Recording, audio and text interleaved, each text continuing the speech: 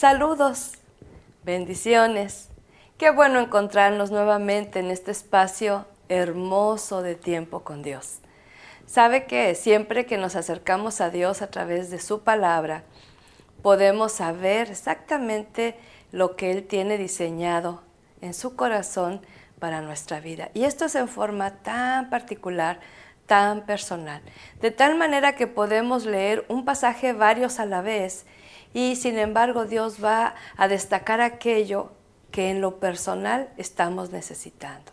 Por eso no es bueno discutir acerca de que a mí Dios me habló esto, a mí me dijo otra cosa diferente, yo tengo la razón. No, sino que al meditar en la palabra vamos a aplicar aquello que es especialmente de Dios para nuestro corazón. No sé si le ha pasado que de momento está leyendo el pasaje y hay un verso en especial como que emerge sobre otros, como que brilla, como que destaca. Y uno dice, ¿por qué ese me llamó más la atención? Es el Espíritu de Dios que nos está guiando precisamente a encontrar eso especial que Dios nos quiere decir. Esto es meditación. ¿Qué le parece que vamos a la Escritura? Nuestro pasaje de hoy es Génesis 42, del 29 al 38. Y regresamos en un momentito. Génesis 42, 29 al 38.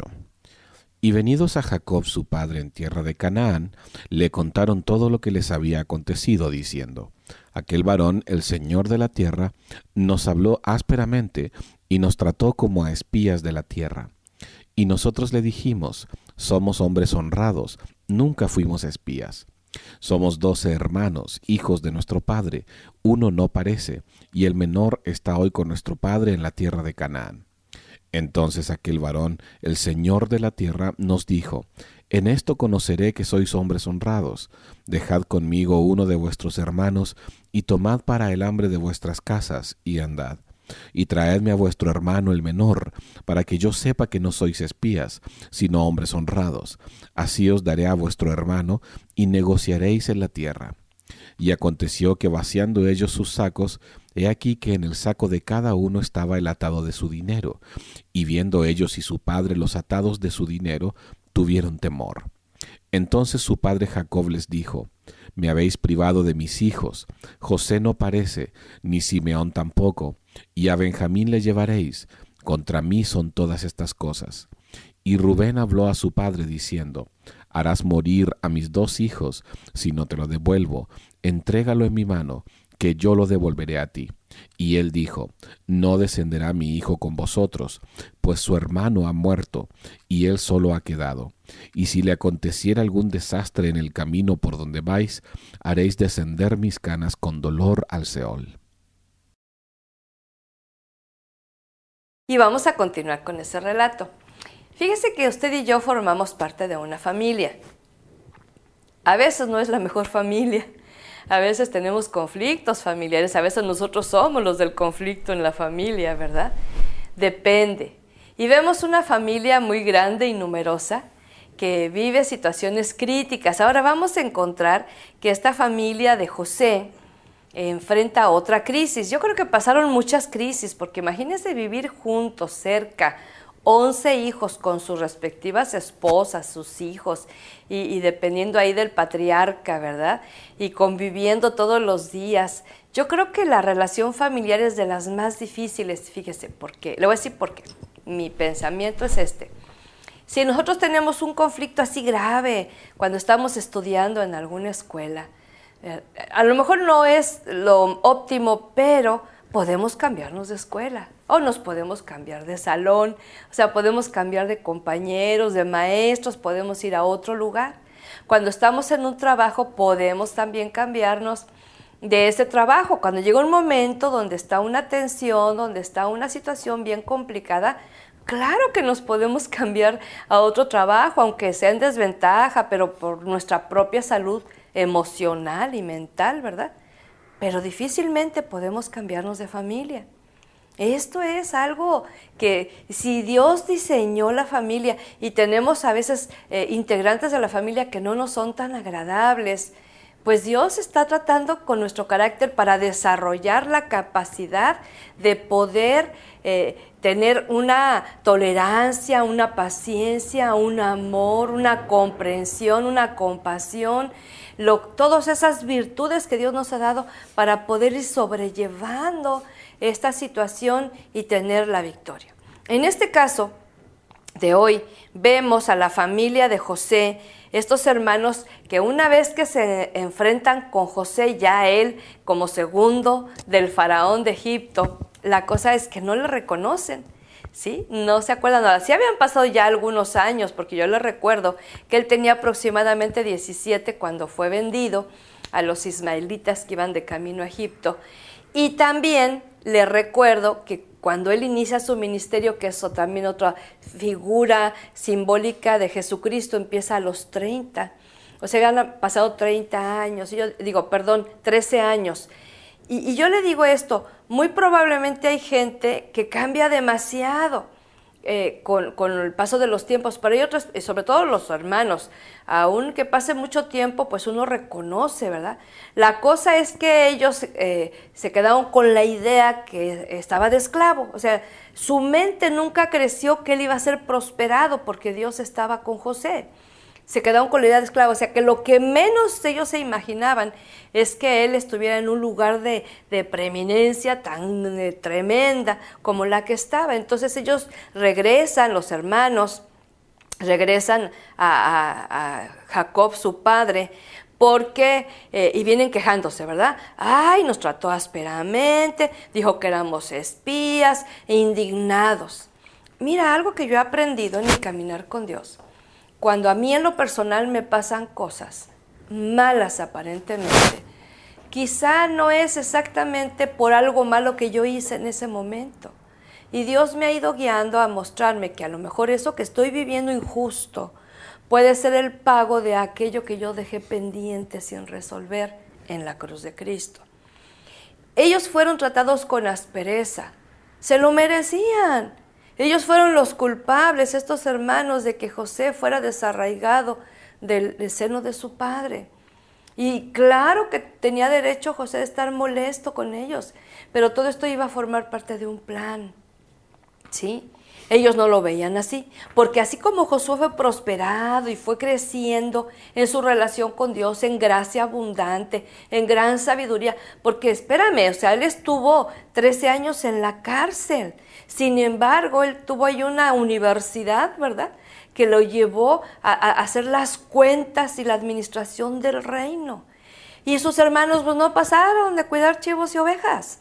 Y no estoy menospreciando esos trabajos, estoy diciendo que no estaban siendo prosperados porque no caminaban en la soberana voluntad de Dios. Y encontramos que hubo uno que tuvo que pagar el precio de quedarse ahí en Egipto en calidad de preso, que fue Simeón. Ahora, ¿por qué no Leví? ¿Por qué no Judá? ¿Por qué Simeón? Porque Dios quería tratar con Simeón. Y es cuando nosotros a veces pensamos, ¿verdad? Aún cuando llega a morir alguna persona, ay, ¿por qué no mejor se murió fulanito? Porque cuestionamos a Dios. Dios tiene un plan personal para cada uno de los suyos. Y entonces regresan quejándose.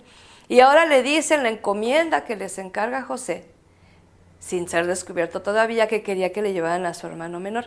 Les recuerdo que su hermano era el hermano de padre y madre, ¿verdad? Benjamín.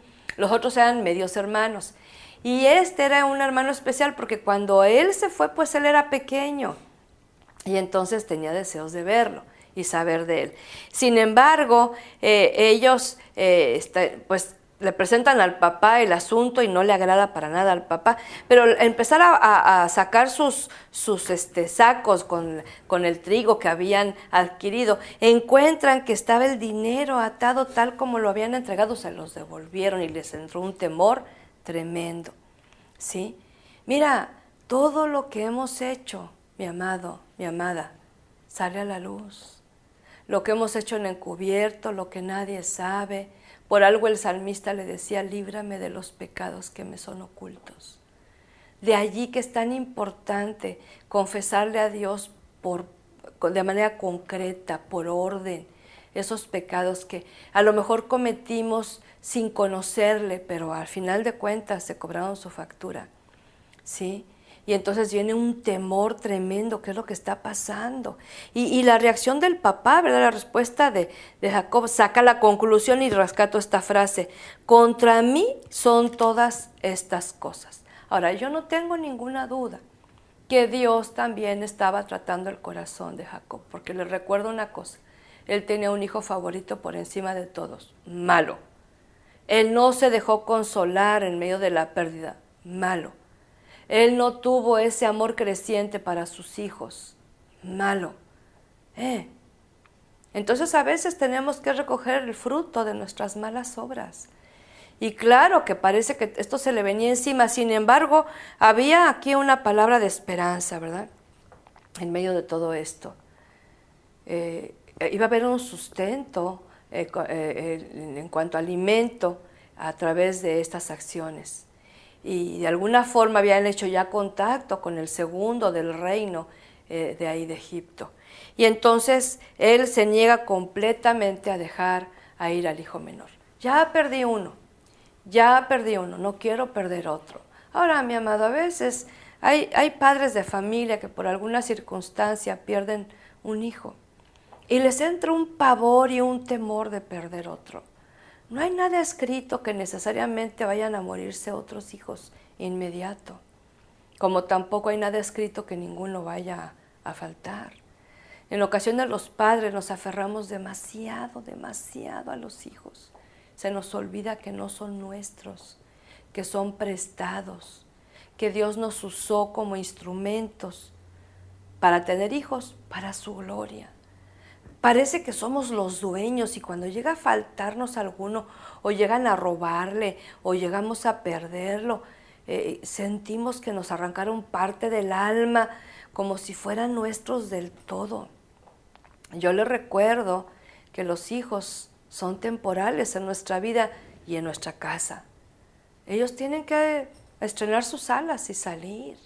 Sea de la manera que salgan, llega un momento donde ya no tenemos injerencia en ellos. Y yo le hablo también a los padres de hijos adultos: suéltelos.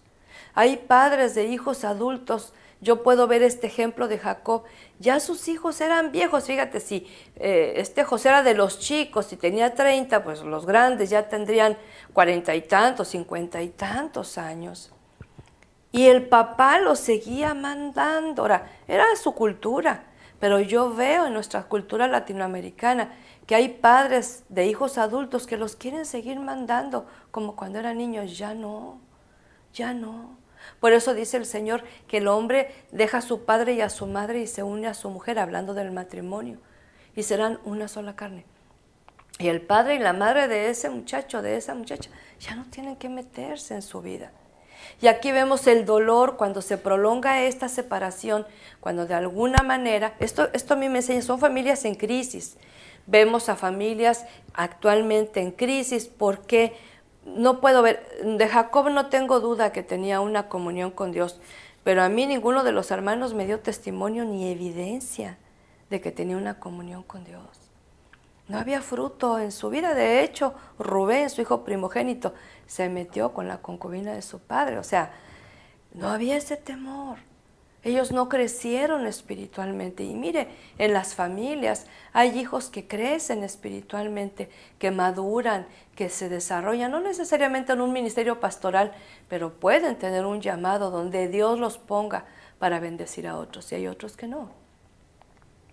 En este caso, cuando hay una crisis, es que está faltando Cristo en medio para que nos ayude a vencer esos problemas. ¿Por qué no se une conmigo en oración y oramos a nuestro Padre Celestial y le ponemos estas crisis familiares que usted puede estar atravesando en sus benditas manos y en su corazón para que nos guíe? No es que la pongo en sus manos y me lavo las manos y Él hace todo, no. La pongo en sus manos como soberanía, pero yo tengo que participar. Ore conmigo y dígale a Dios con su corazón bien sincero: Padre, mi familia te necesita tanto. Yo te necesito tanto. Necesitamos tu intervención para este tipo de conflictos, Señor. Cuando estamos quizá viviendo las consecuencias de nuestras malas obras, estamos comiendo el fruto amargo de una mala búsqueda. o de una ausencia de búsqueda de tu palabra, de tu presencia. Señor, así como la familia de José que vivieron tantos años en desorden, nuestras familias, Señor, te necesitan. Podemos tener familias cercanas o lejanas que casi no vemos todavía en problema de vicios, en problema de inmoralidades, en problema de incredulidad, sobre todas las cosas no salvos, Dios, condenados por el pecado. Oramos por su salvación, oramos por su arrepentimiento, oramos porque se acerquen a ti, atráelos con lazos de amor, con cuerdas de ternura. Oramos por el Padre, por la Madre. Perdonamos a los padres que nos han fallado, pedimos perdón por haberlos deshonrado como hijos. Señor, oramos por las familias de la tierra. En Abraham tú decías, Señor, que iban a ser bendecidas todas las familias de la tierra, y Jesucristo vino a cumplir esa hermosa promesa. Oramos y confiamos, Dios, de que tú estás en medio de la familia y las cosas son diferentes. Hágase tu voluntad en medio de las familias y enséñanos a ser esa parte de la familia que tú quieres que seamos, Dios. Te damos gracias por tu hermosa palabra y bendecimos tu precioso nombre, Jesús. Amén y amén. Que el Señor le ayude a ser ese elemento de la familia que usted necesita ser. Hasta pronto. Bendiciones.